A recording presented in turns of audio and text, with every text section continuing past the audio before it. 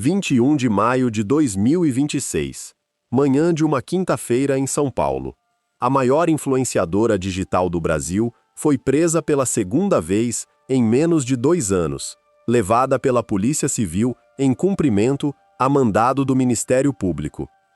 Mas o que ninguém ainda tinha contado naquela manhã é que essa investigação não tinha começado em 2026. Tinha começado anos antes, com um detalhe achado por acaso dentro de uma cela do interior de São Paulo, e que ia ligar o nome dessa influenciadora a coisas que ninguém tinha imaginado. Fica até o final, porque você vai entender qual é o sombrio segredo que marcou a queda de Deolane Bezerra, e por que tudo o que ela construiu nos últimos 5 anos do Brasil terminou daquela forma, naquela manhã de quinta-feira. Antes da prisão de maio de 2026 e de tudo o que veio antes dela, como o jogo do Tigrinho e os 2 bilhões de patrimônio investigados, tem uma coisa que você precisa entender. Porque o que aconteceu naquela manhã em São Paulo, com Deolane Bezerra sendo presa em casa pela Polícia Civil, não começou ali. Começou 5 anos antes, num hotel da Barra da Tijuca, com a queda de 15 metros de um jovem de 23 anos que tinha casado com ela 2 semanas antes no México. O nome dele era Kevin Nascimento Bueno. O Brasil o conhecia como MC Kevin.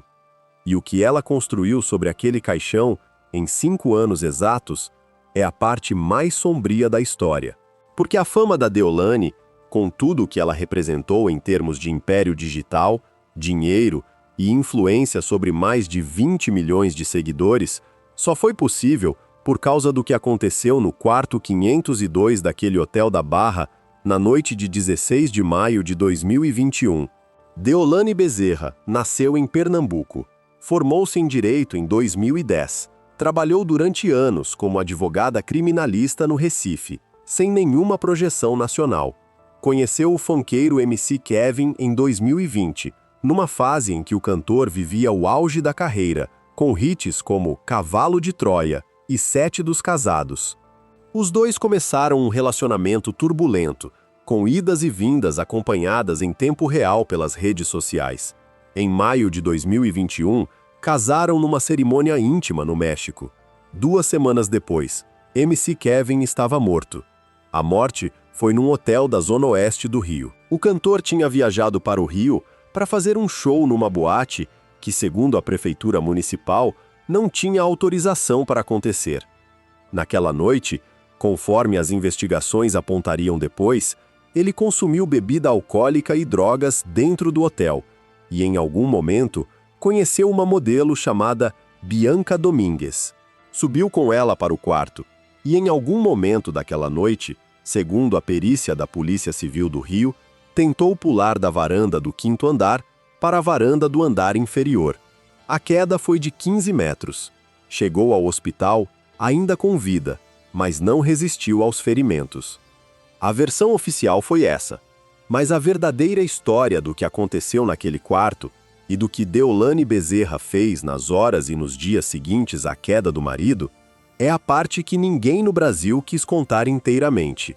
E é onde começa o sombrio segredo que ia marcar a queda dela, exatamente 5 anos depois, numa manhã de quinta-feira, em São Paulo.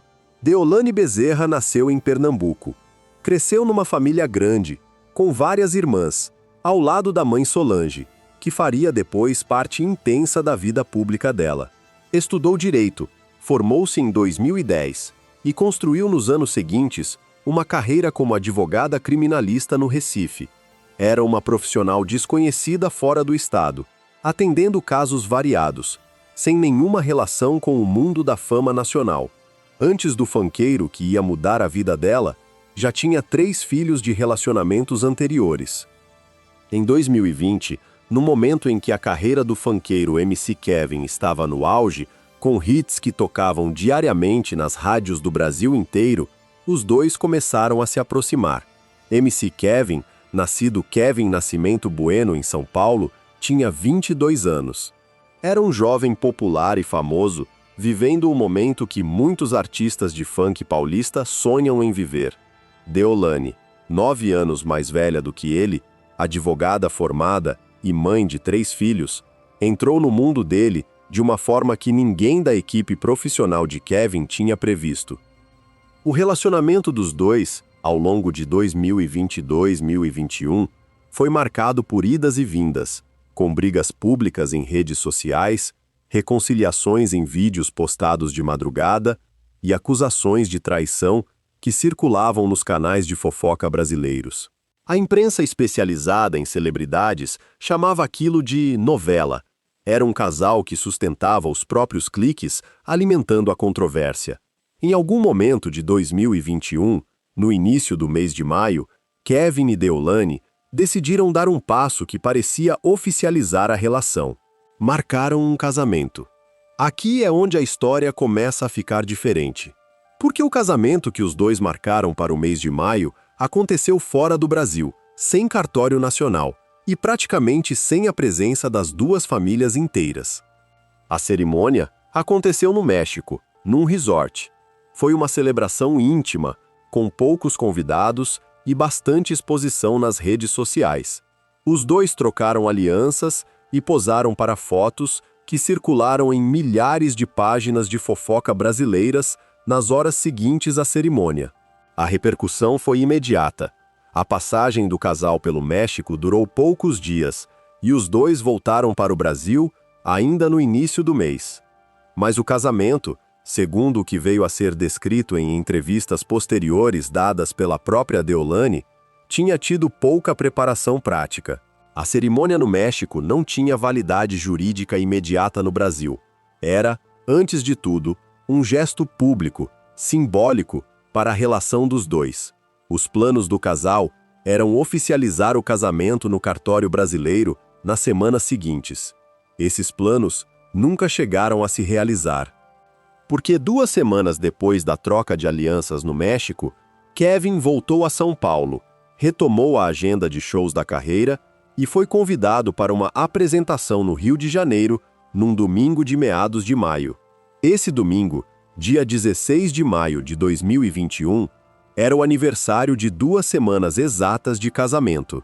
E foi nesse dia que tudo o que parecia perfeito começou a se desfazer. O show de Kevin no Rio estava marcado para uma boate na região da Vila Valqueire, na zona oeste da cidade. Era um domingo, no momento em que o estado do Rio ainda tinha restrições sanitárias por causa da pandemia. A própria prefeitura municipal apuraria depois que aquela boate, na noite específica do show de Kevin, não tinha autorização para acontecer. Era um evento clandestino, montado contra as regras vigentes. Kevin viajou ao Rio com amigos de produção e equipe próxima, hospedando-se num hotel da Barra da Tijuca. Deolane Bezerra não estava no quarto com ele naquela noite. Segundo a apuração da Polícia Civil que viria depois, ela estava na mesma região, mas o casal não dividia o mesmo quarto naquela hora específica. Os dois ainda estavam casados há apenas 14 dias. Mas Kevin, em algum momento daquela noite no Rio, ia tomar uma decisão que ia mudar para sempre o destino do casal recém-formado.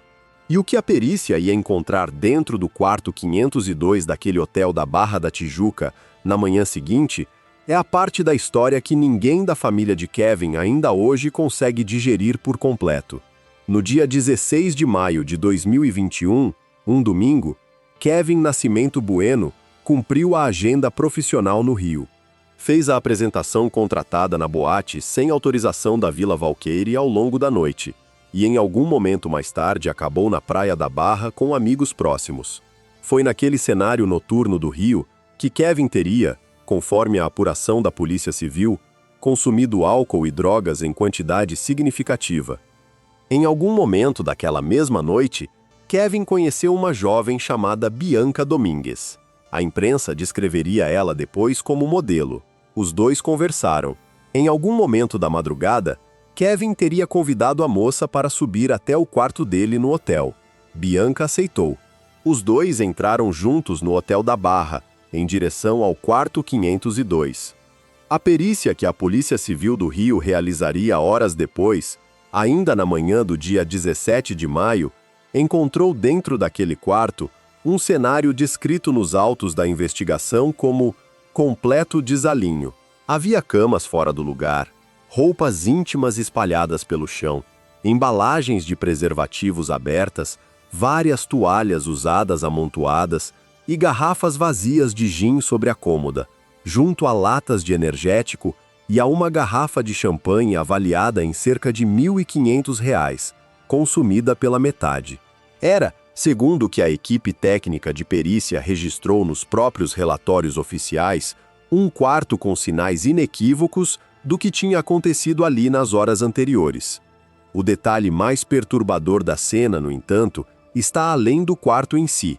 Está na sequência exata do que aconteceu entre Kevin e Bianca dentro daquele quarto, e no motivo específico que levou um jovem cantor de 23 anos a tentar atravessar a varanda do 5º andar do prédio em direção à varanda do quarto abaixo.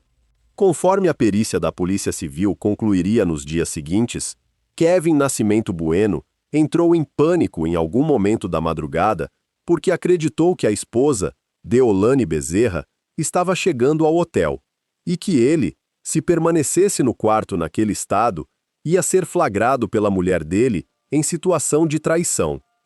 A versão oficial da Polícia Civil foi essa: Kevin saltou da varanda do quarto 502 para tentar acessar a varanda do quarto 402, no andar imediatamente abaixo. A intenção era se esconder ali até que Deolane fosse embora, mas, ao tentar fazer a manobra pelo parapeito do 5º andar, Kevin perdeu o equilíbrio. A queda foi de 15 metros até o chão do hotel.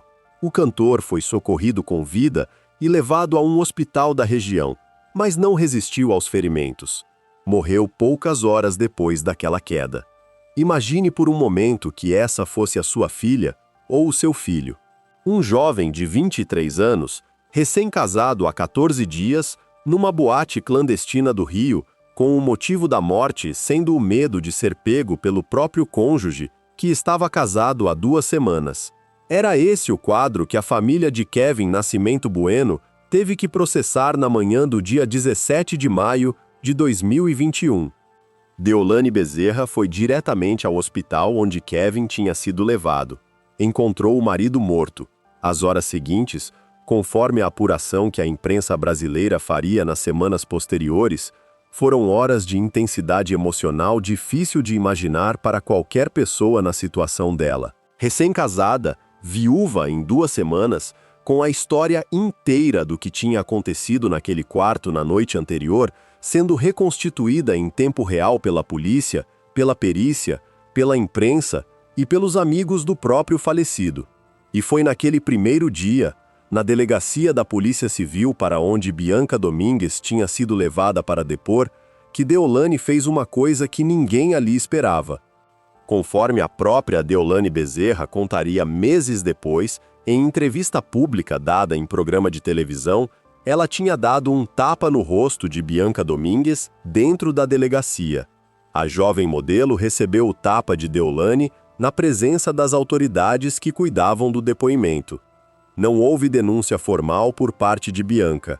O episódio passou para a imprensa como um momento de descontrole emocional de uma viúva recente, que tinha acabado de descobrir que o marido morreu tentando esconder uma traição. Mas a forma como Deolane lidou com aquela situação, naquele primeiro dia, ia ser apenas o começo de uma série de decisões que ela tomaria nos dias e nas semanas seguintes. Porque a partir daquele tapa na delegacia e da escolha que Deolane fez nas 24 horas seguintes, ela começou a construir uma marca pessoal pública sobre a morte do próprio marido, e é onde o sombrio segredo da queda dela começa, na prática, a se desenhar. Nos dias seguintes ao enterro de Kevin, a expectativa pública sobre Deolane Bezerra era a de uma viúva que recolhesse pelo luto.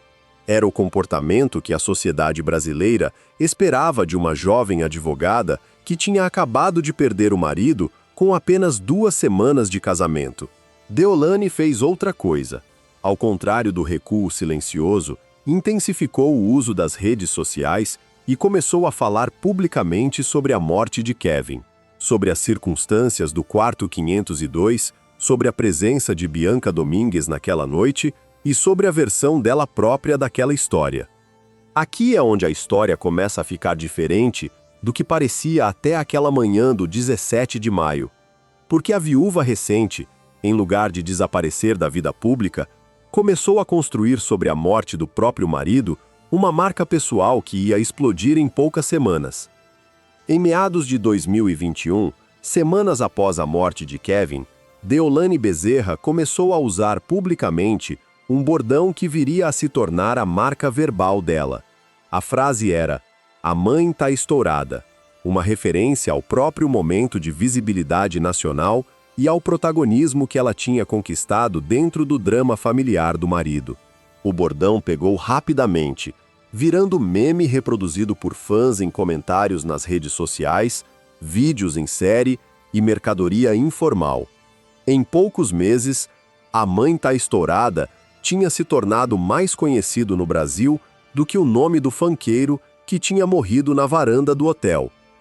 O número de seguidores nas redes sociais de Deolane explodiu.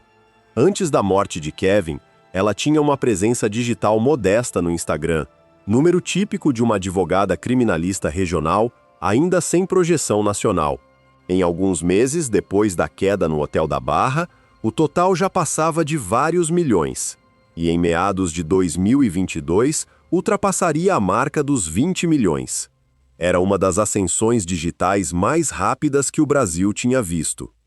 Imagine por um momento que você seja a mãe de uma jovem que acaba de ser flagrada num quarto de hotel com um cantor casado, e que 2 meses depois desse flagra, você vê a viúva do cantor virar um fenômeno nacional com vários milhões de seguidores. Era essa a posição em que a família de Bianca Domingues estava em meados de 2021. Bianca, do lado dela, tinha tentado se defender publicamente, deu entrevistas em programas de televisão, falou sobre o que tinha acontecido naquela noite no quarto 502 e tentou apresentar a versão dela dos fatos. Mas a mídia brasileira, principalmente os canais de fofoca, tomou claramente o lado de Deolane na narrativa pública. A jovem modelo virou alvo de ataques diários online, recebeu mensagens hostis em redes sociais e foi forçada a recuar do espaço público nos meses seguintes ao incidente. Em setembro de 2021, 3 meses após a morte de Kevin, a conta de Deolane no Instagram foi banida pela primeira vez. A própria Deolane admitiria depois, em entrevistas dadas à imprensa, que tinha descumprido várias regras da plataforma ao longo dos meses anteriores, embora atribuísse o banimento específico daquela vez a uma briga pública com a influenciadora Juju Ferrari. Pouco tempo depois, em dezembro do mesmo ano, a conta foi banida pela segunda vez. Os 2 banimentos foram revertidos em poucos dias, mas o padrão tinha ficado claro. A presença digital de Deolane operava nos limites do permitido pelas plataformas. Mas o gesto público que ia chocar mais o Brasil aconteceu em novembro de 2021, apenas 6 meses depois do enterro de MC Kevin. E foi numa festa que entrou para a história das celebridades brasileiras recentes pelo motivo errado. Em novembro de 2021, Deolane Bezerra organizou uma festa de aniversário em São Paulo com mais de 1.500 convidados. A celebração foi divulgada em tempo real nas redes sociais dela, com fotos, vídeos e transmissões ao vivo, e cobertura ostensiva de páginas de fofoca. A produção da festa incluía decoração luxuosa, buffet sofisticado e atrações musicais contratadas para o evento. Tinha-se passado apenas meio ano desde o enterro do marido de 2 semanas. O contraste entre a viúva recente da Barra da Tijuca, em maio, e a anfitriã eufórica daquela festa em São Paulo, em novembro, foi o primeiro grande choque público que a imagem de Deolane sofreria. Foi também naquela mesma festa, segundo o que circulou em entrevistas posteriores e em coberturas de imprensa especializada, que Deolane usou pela primeira vez em público uma joia que ia ficar associada para sempre à imagem dela. Era um colar exclusivo, feito sob encomenda por um joalheiro brasileiro, avaliado em cerca de R$ 45 mil. A peça tinha, gravada no centro, uma foto do dia em que ela e Kevin tinham ficado noivos. A imagem que ela tinha escolhido para representar o luto público do marido era, ao mesmo tempo, símbolo do romance perdido e adorno de festa luxuosa. Lembre-se desse colar, porque ele vai aparecer de novo, mais à frente, em outro tipo de cenário que ninguém ainda tinha imaginado em novembro de 2021. Em setembro de 2022, Deolane Bezerra entrou no reality show A Fazenda, na Record TV. A passagem dela pelo programa foi marcada por embates intensos com outros participantes, brigas públicas que dominaram as redes sociais durante as semanas de confinamento, e episódios que foram amplamente reproduzidos pelos canais de entretenimento brasileiros.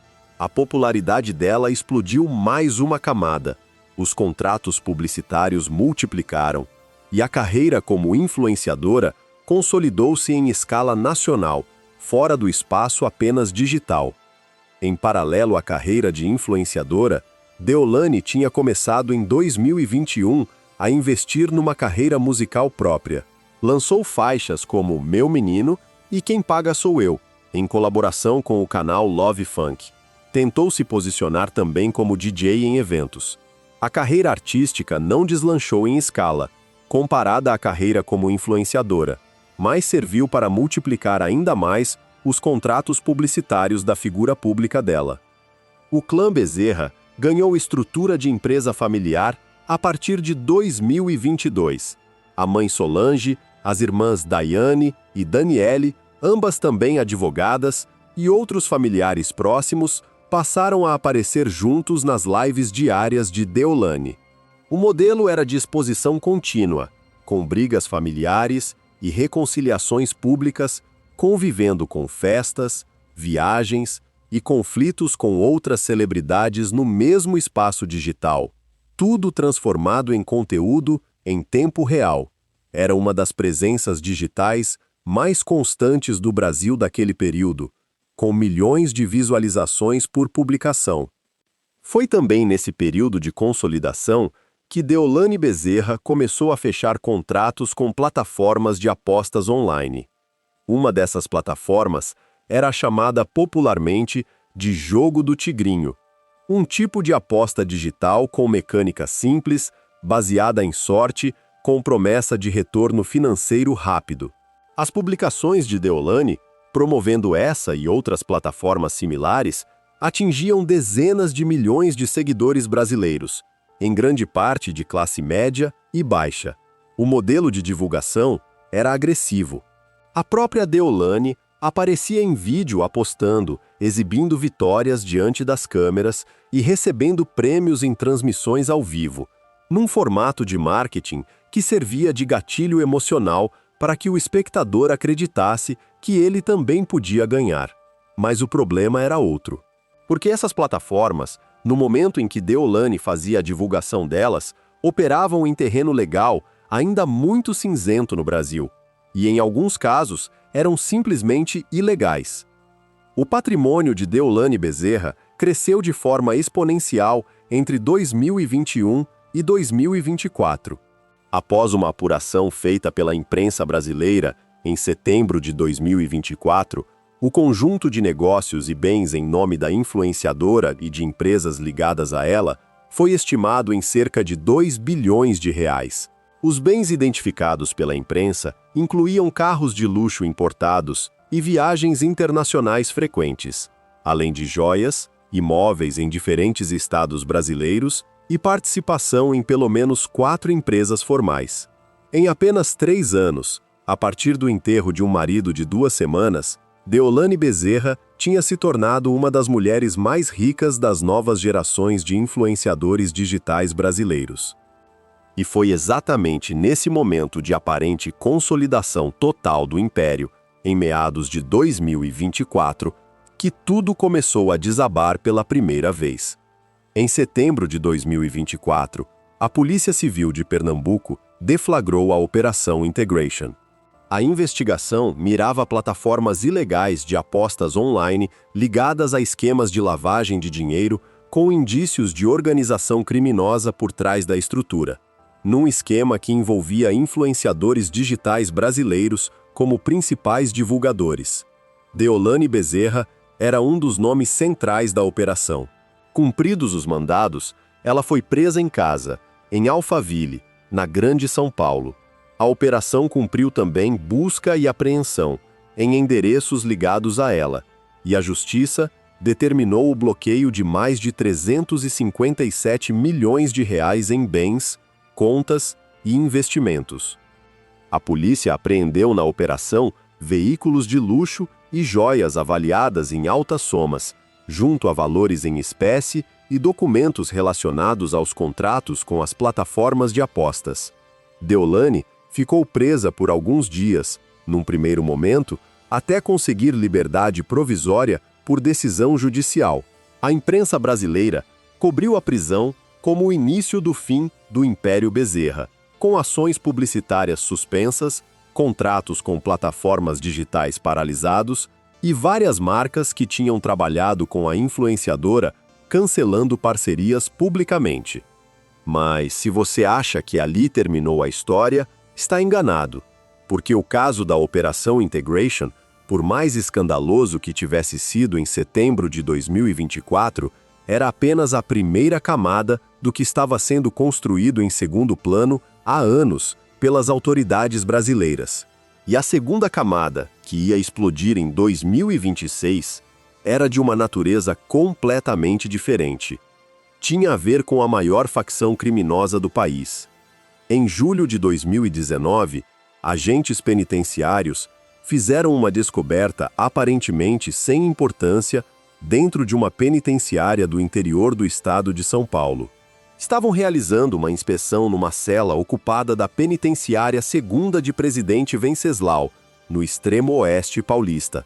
Durante a vistoria, encontraram um conjunto de manuscritos descartados dentro da caixa de esgoto da própria cela. Eram bilhetes escritos à mão, em pedaços de papel comuns, com anotações que à primeira vista pareciam pessoais. Mas a análise daqueles manuscritos, feita pela equipe do Ministério Público de São Paulo nos meses seguintes, revelou outra coisa. Os papéis continham referências cruzadas a movimentações financeiras de altas somas, com nomes de pessoas físicas e jurídicas conectadas a empresas do interior paulista, junto a indicações de transações de dinheiro vivo fracionado em diferentes contas bancárias. Era a primeira pista do que ia ser investigado, anos depois, pelas autoridades paulistas como uma estrutura sofisticada de lavagem de dinheiro. Em julho de 2019, no entanto, ninguém ainda sabia disso. Os manuscritos foram enviados para análise pelos investigadores do Grupo de Atuação Especial de Combate ao Crime Organizado, o GAECO da comarca de Presidente Prudente, que começaram a cruzar as referências dos papéis com bases de dados financeiras existentes. Ao longo dos anos seguintes, conforme as investigações se desdobravam, o nome de Deolane Bezerra acabaria sendo identificado como ligado a algumas das movimentações apuradas, segundo o que viria a público nos documentos do Ministério Público anos depois. Segundo os documentos do Ministério Público de São Paulo, que viriam a público em maio de 2026, na ocasião da Operação Vernix, a investigação concluiu que Deolane Bezerra teria recebido mais de R$ 1 milhão entre 2018 e 2021. Os depósitos foram fracionados em valores pequenos, depositados em contas bancárias em nome dela em datas diferentes. Esse tipo de prática é conhecido no jargão de combate à lavagem de dinheiro como smurfing. Serve para dificultar o rastreamento por parte das autoridades financeiras. Cada depósito, isoladamente, fica abaixo do limite que aciona um alerta automático nos sistemas bancários brasileiros. Mas o conjunto deles, somado ao longo do tempo, equivale a movimentações milionárias. Aqui é onde a história começa a ficar muito diferente do que parecia em setembro de 2024, quando a Operação Integration tinha sido apresentada à imprensa como um caso isolado de apostas online, porque o que estava sendo construído em paralelo, há anos, era um esquema de proporções muito maiores. O Ministério Público de São Paulo, durante a investigação que duraria quase 7 anos, identificou que parte significativa das movimentações financeiras suspeitas passava por uma transportadora sediada em Presidente Venceslau, no interior paulista. A empresa, segundo os investigadores, atuava como fachada para esconder a origem real do dinheiro que circulava entre contas. Era o que tecnicamente se chama de empresa de fachada. O endereço social existia, e a empresa estava registrada com funcionários cadastrados, mas a atividade econômica oficial não correspondia ao volume de recursos que passava pelas contas dela. E Deolane Bezerra, segundo a apuração dos investigadores, tinha vínculos pessoais e empresariais identificados com pessoas ligadas a essa transportadora. Em registros policiais analisados pelo GAECO, ela aparecia como representante legal ou como testemunha de um dos operadores financeiros do esquema, identificado posteriormente nos documentos oficiais pelo nome Everton de Souza, conhecido no meio como Player. Era esse o homem que, segundo as investigações, orientava os depósitos nas contas usadas para lavar dinheiro. Em paralelo a todas essas apurações em silêncio das autoridades paulistas, Deolane Bezerra continuava a vida pública dela como influenciadora milionária. Nas semanas anteriores ao mês de maio de 2026, ela tinha viajado para Roma, na Itália. Era uma viagem que foi divulgada nas redes sociais dela como turismo e descanso. Mas, segundo fontes do Ministério Público citadas pela imprensa brasileira, autoridades já tinham conhecimento naquele momento da iminência do cumprimento de mandados contra ela. E foi nesse exato cenário, com Deolane confortável em Roma e a investigação encaminhando-se para a fase final, que aconteceu o gesto formal que mudou completamente o estatuto internacional do caso. O nome de Deolane Bezerra foi incluído na lista da difusão vermelha da Interpol. A inclusão nessa lista é o passo formal mais avançado de cooperação internacional em casos de investigação penal. Significa, na prática, que autoridades policiais de mais de 200 países ficam autorizadas a localizar e deter provisoriamente uma pessoa procurada por outro Estado-membro até que o pedido de extradição seja formalmente processado.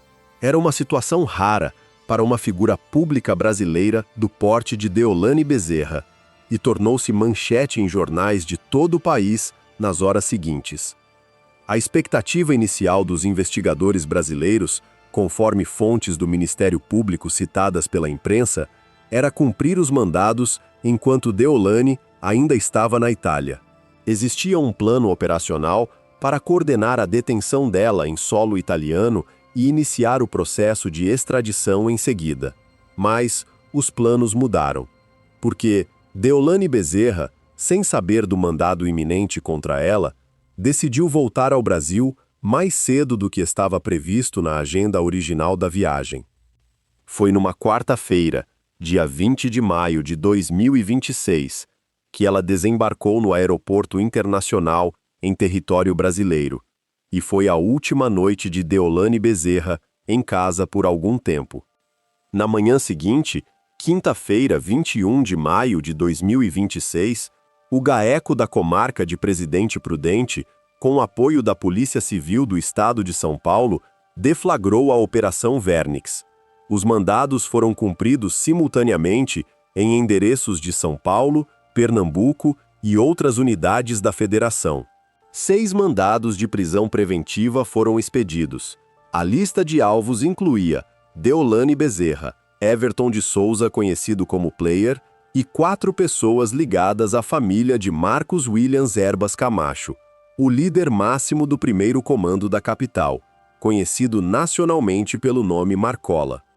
Marcola já estava preso há décadas em regime de segurança máxima dentro do sistema penitenciário federal brasileiro. Recebeu, mesmo assim, novo mandado de prisão por causa dessa investigação específica.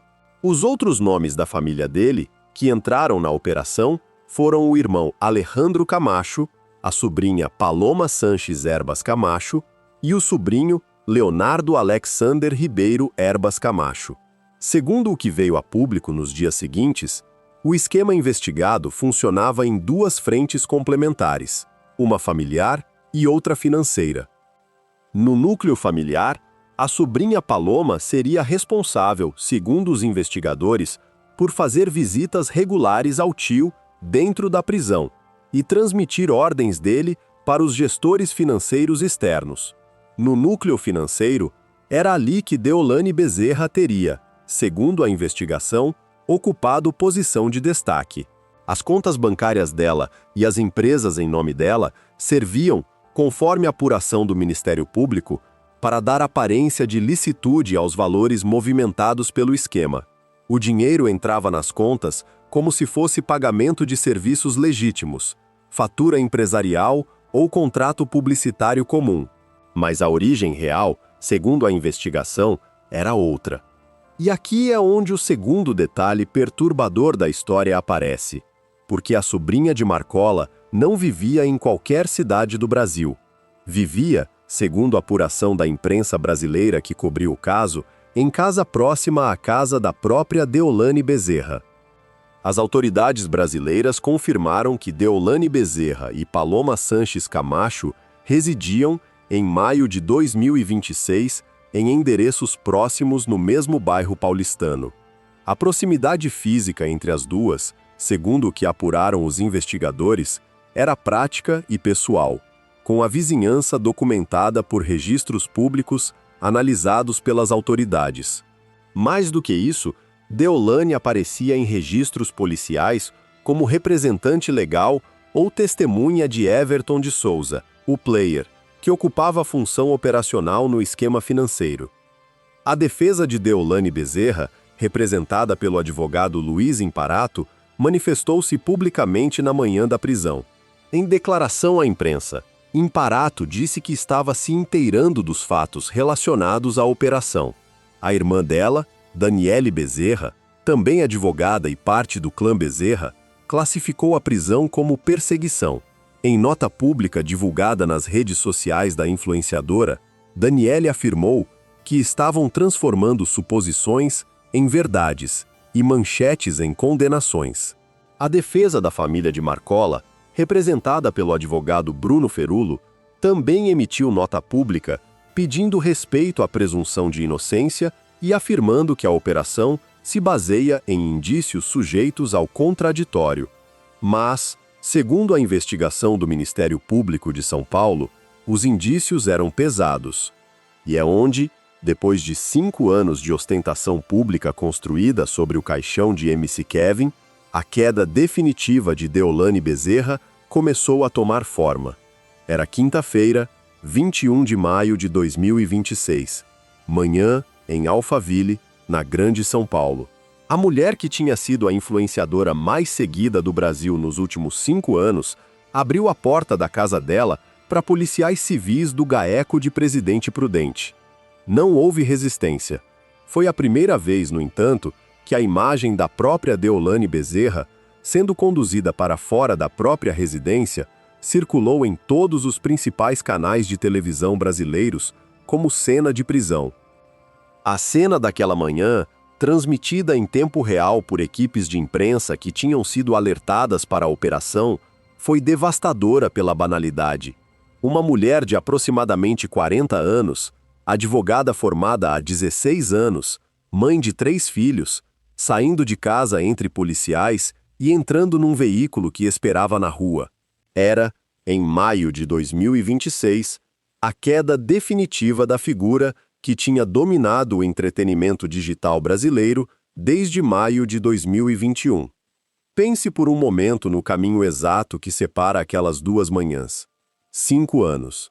5 anos entre o quarto 502 do Hotel da Barra da Tijuca, onde Kevin Nascimento Bueno tinha caído de 15 metros tentando esconder uma traição de uma mulher com quem estava casado havia 14 dias, e aquela quinta-feira em Alphaville, em que essa mesma mulher saiu de casa entre policiais sob acusação formal, segundo a investigação, de lavar dinheiro para a maior facção criminosa do país.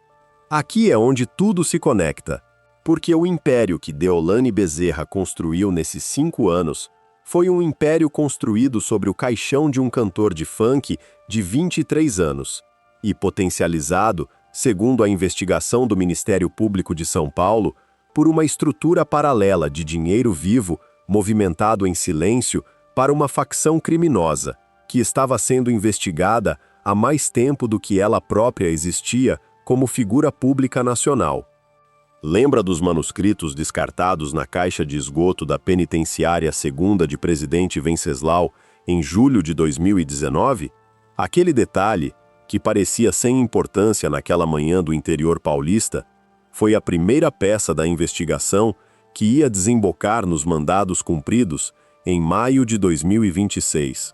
As autoridades acompanharam em silêncio o crescimento da influenciadora durante 5 anos, a viralização do bordão, a explosão de seguidores, a festa de novembro de 2021, a Operação Integration de setembro de 2024 em Pernambuco.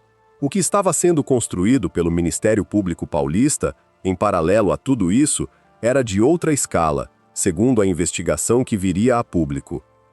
Lembra do quarto 502 daquele hotel da Barra da Tijuca, com camas fora do lugar, embalagens de preservativos abertas, garrafas de gin sobre a cômoda e a garrafa de champanhe de R$ 1.500 consumida pela metade? Era ali, em 16 de maio de 2021, que o primeiro tijolo do império tinha sido colocado. A queda de Kevin Nascimento Bueno daquele parapeito do 5º andar criou as condições exatas para o bordão "A Mãe Tá Estourada" nascer, para os 20 milhões de seguidores aparecerem em pouco tempo, e para que dezenas de contratos publicitários com plataformas de apostas online passassem a circular pelas contas bancárias da influenciadora. Foi essa cadeia inteira que, segundo a investigação do Ministério Público, criou a infraestrutura, permitindo que uma estrutura criminal usasse contas em nome de Deolane Bezerra para lavar dinheiro do tráfico organizado. Lembra da festa de novembro de 2021, com mais de 1.500 convidados, divulgada em tempo real nas redes sociais, com decoração luxuosa, buffet sofisticado e atrações musicais contratadas?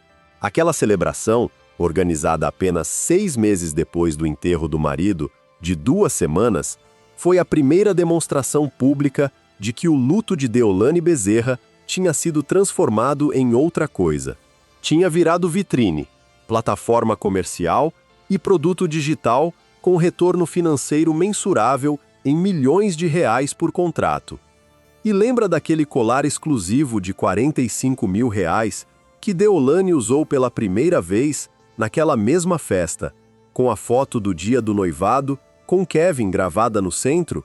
Aquela joia, oferecida ao público como gesto de homenagem à memória do marido, era ao mesmo tempo o símbolo do paradoxo central da história inteira. A mesma mulher que carregava no pescoço a imagem de um marido morto, havia 6 meses, estava, simultaneamente, anfitriando uma festa luxuosa em São Paulo para 1.500 convidados. A imagem visual do colar resumia, sem precisar de palavras, a contradição que a investigação ia desenhar em silêncio nos 5 anos seguintes. Mas a parte que conecta tudo, e que ninguém ainda no Brasil tinha conseguido nomear publicamente até maio de 2026, é a que vem agora. Porque o voo de Roma para o Brasil, que Deolane Bezerra fez na quarta-feira, 20 de maio de 2026, sem saber que tinha sido incluída na lista da difusão vermelha da Interpol, foi a última peça de uma sequência iniciada em 2018, antes mesmo de Kevin Nascimento Bueno ter conhecido Deolane pessoalmente. As primeiras movimentações financeiras suspeitas datam de 2018, quando o nome dela ainda não era conhecido publicamente. Em 2019, vieram os manuscritos da caixa de esgoto da penitenciária de Presidente Venceslau. Em maio de 2021, veio o casamento no México e 2 semanas depois, a morte de MC Kevin. Em 2024, a Operação Integration e em maio de 2026, a Operação Vernix. Toda a sequência, do início ao fim, durou 8 anos. E é aqui, depois desses resgates, que o mega payoff da história aparece com a clareza que faltava. Cada peça do império de Deolane Bezerra estava conectada de alguma forma à morte de Kevin Nascimento Bueno, na varanda do 5º andar do Hotel da Barra. A fama digital nasceu da exposição pública daquela tragédia. Os contratos publicitários cresceram dessa fama e as plataformas de apostas chegaram através desses contratos. E, segundo a investigação do Ministério Público de São Paulo, foi essa mesma estrutura criada a partir do enterro de um jovem de 23 anos que ofereceu a uma facção criminosa o disfarce perfeito de uma influenciadora milionária para lavar dinheiro do tráfico em volume milionário. A maior tragédia da história não é apenas a queda de Deolane Bezerra em maio de 2026. A tragédia maior, segundo o que ficou claro depois das 2 operações policiais brasileiras, está no que ela traiu para chegar até ali. A primeira traição foi a memória do próprio marido. O império financeiro inteiro tinha sido construído sobre a queda de 15 metros do quarto 502 do Hotel da Barra da Tijuca, com o luto público transformado num produto digital de retorno milionário em poucos meses. Acima disso, segundo a investigação, veio a traição à profissão de advogada criminalista formada há 16 anos com pretensões de carreira séria, transformada pelas conexões com a estrutura financeira de uma facção criminosa.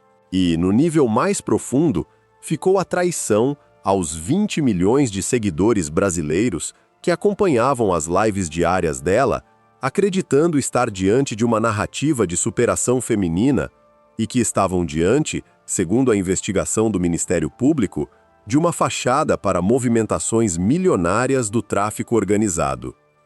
E foi por isso que ela traiu a todos, por dinheiro, por fama, por poder, por uma estrutura criminal que oferecia o caminho mais rápido entre uma jovem advogada desconhecida do Recife e uma das mulheres mais ricas das novas gerações de influenciadoras brasileiras. Foi por isso que tudo o que parecia perfeito por fora estava destruído por dentro. O primeiro comando da capital, que entrou nessa história em segundo plano, é a maior facção criminosa do Brasil. Foi fundada dentro do sistema penitenciário paulista na década de 90, com Marcos Williams Herbas Camacho, o Marcola, ocupando o topo da estrutura de comando desde o início dos anos 2000. A organização opera em escala nacional, com tentáculos em vários estados brasileiros, e o Ministério Público de São Paulo já tinha mapeado a estrutura financeira da facção em diferentes investigações ao longo dos últimos anos. A Operação Vernix, de maio de 2026, foi a terceira fase de uma sequência investigativa coordenada pelo GAECO da comarca de Presidente Prudente. Segundo o que veio a público na semana da operação, o esquema mapeado pelas autoridades envolvia movimentações que ultrapassavam, em muito, o valor declarado das atividades empresariais de fachada usadas para escondê-las. As contas em nome de Deolane Bezerra eram, segundo a investigação, peça-chave dessa engrenagem financeira, embora outras pessoas físicas e empresas, conforme a apuração do GAECO, também participassem do conjunto. Mas o nome da influenciadora era o de maior projeção pública entre todos os investigados na frente financeira do esquema. E aqui o detalhe mais perturbador da investigação volta à tona. A imagem pública de Deolane Bezerra durante os 5 anos seguintes à morte de MC Kevin foi, segundo a apuração que viria a público em maio de 2026, em contradição direta com a estrutura criminal em que ela, segundo o Ministério Público, estaria envolvida. As transmissões ao vivo com a família, as publicações com os filhos no Instagram e as aparições em programas de televisão, como advogada de defesa, compunham, em conjunto, a narrativa pública de uma mulher trabalhadora, fiel à família, brigando para criar 3 filhos sozinha, depois de perder o marido em circunstâncias trágicas. Era uma narrativa eficaz, atingia milhões de mulheres brasileiras todos os dias e, conforme a investigação concluiria depois, servia também de cortina para uma realidade muito diferente da que estava sendo mostrada nas telas. Quem é a real Deolane Bezerra hoje, em junho de 2026? Uma mulher de aproximadamente 40 anos, advogada criminalista, mãe de 3 filhos, atualmente sob custódia do Sistema de Justiça Paulista, enquanto o processo da Operação Vernix avança. A defesa dela contesta as conclusões da investigação. A presunção de inocência é direito constitucional dela, como de qualquer cidadão brasileiro. E o desfecho final do caso, com condenação ou absolvição, ainda vai depender do trabalho do Judiciário Paulista nos meses ou anos seguintes.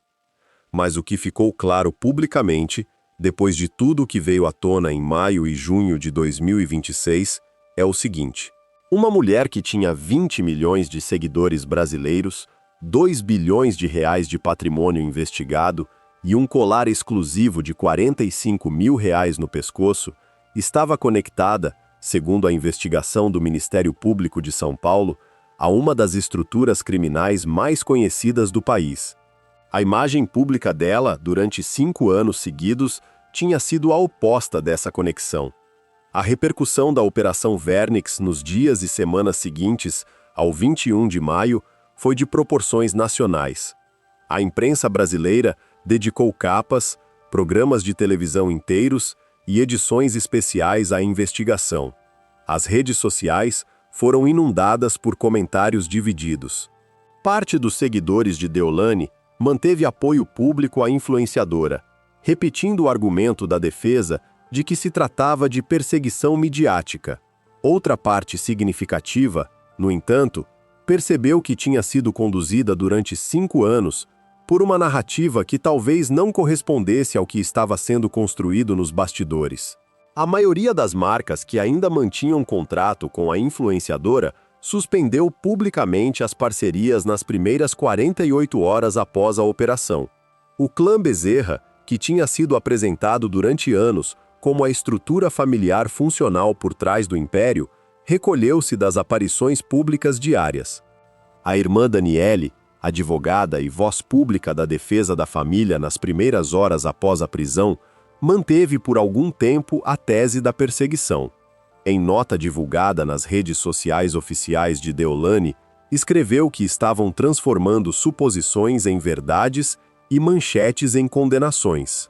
Outras manifestações da família e do círculo profissional de Deolane seguiram nas semanas seguintes, todas pedindo respeito à presunção de inocência e ao direito ao contraditório. O processo judicial, naquele momento, ainda estava em fase de instrução e dependia das decisões do Judiciário Paulista nos meses ou anos seguintes, para chegar ao desfecho final. A história de Deolane Bezerra fala, no fundo, sobre uma coisa que ultrapassa o caso individual dela. Fala sobre o que a fama digital brasileira pediu na geração dos influenciadores que dominam as redes sociais para deixar uma mulher entrar dentro dela. Começou com o luto público de um marido morto há 2 semanas, transformado em produto digital de retorno milionário em poucos meses. Continuou com uma festa luxuosa de 1.500 convidados 6 meses depois do enterro, e com um colar de 45 mil reais carregado no pescoço com a foto do dia do noivado gravada. E terminou, segundo a investigação do Ministério Público de São Paulo, com contas bancárias colocadas a serviço de uma facção criminosa para movimentações milionárias do tráfico organizado.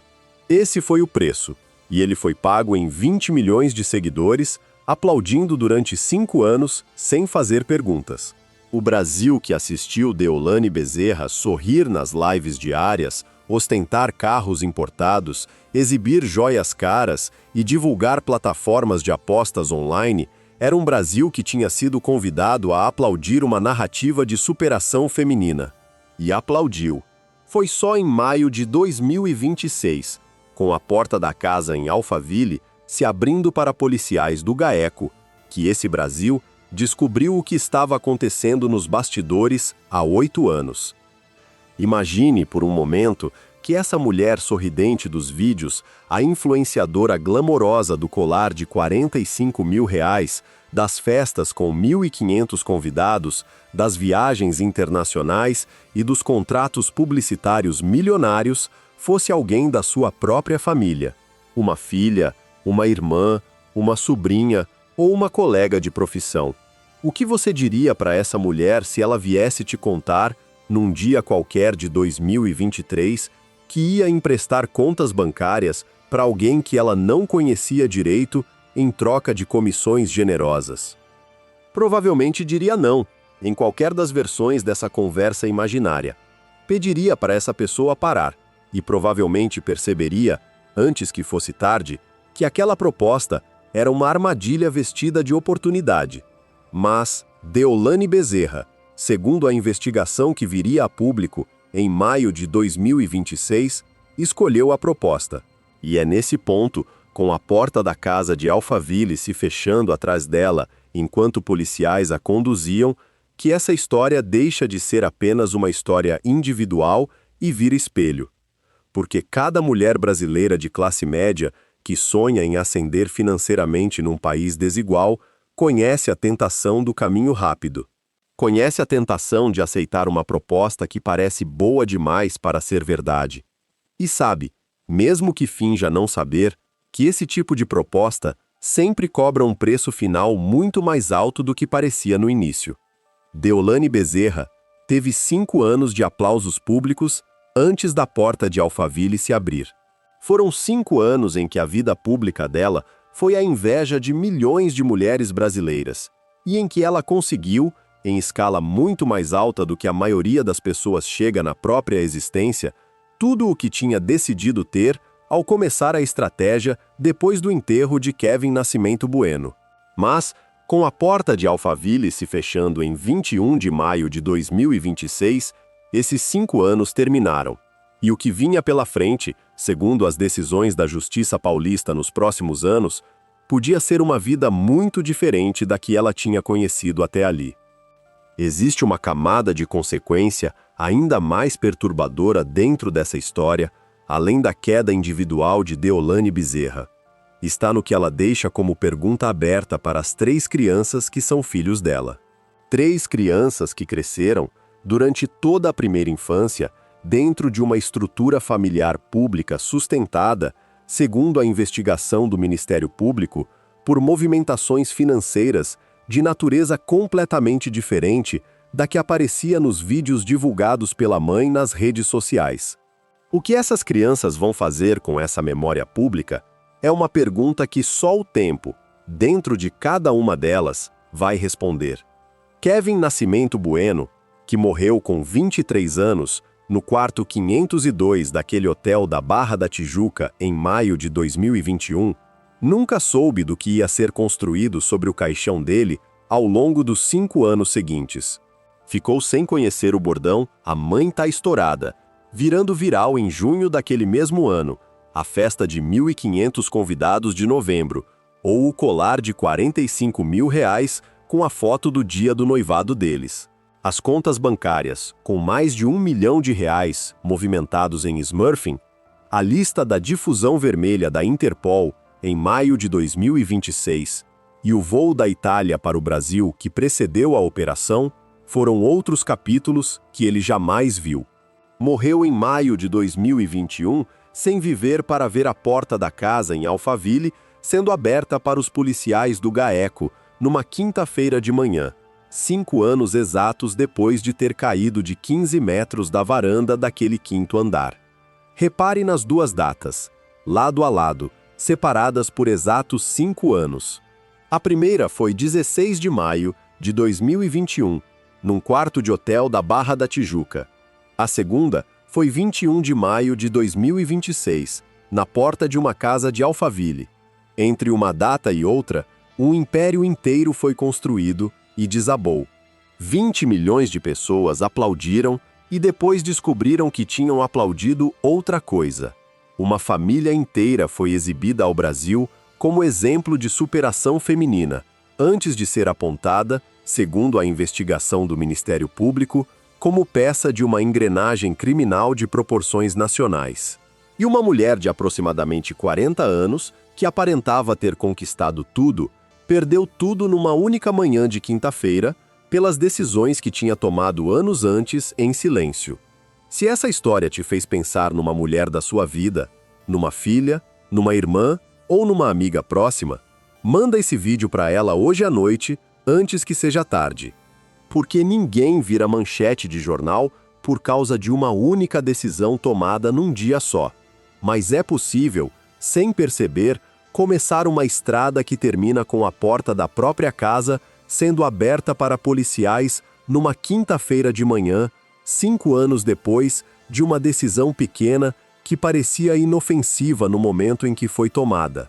E é melhor que essa pessoa da sua vida saiba disso hoje do que descubra tarde demais.